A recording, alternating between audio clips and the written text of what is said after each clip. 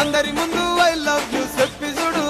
అరే పడితే లైన్ లో పడతది లేకపోతే తిడతది పోతే ఇచ్చత పోతది అది పోతే ఇంకోతొస్తది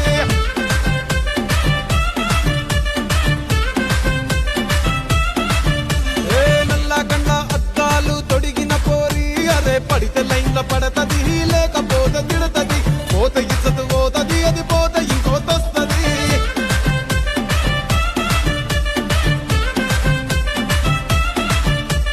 హీరో హోండా బండి మీద పొరడు చూడు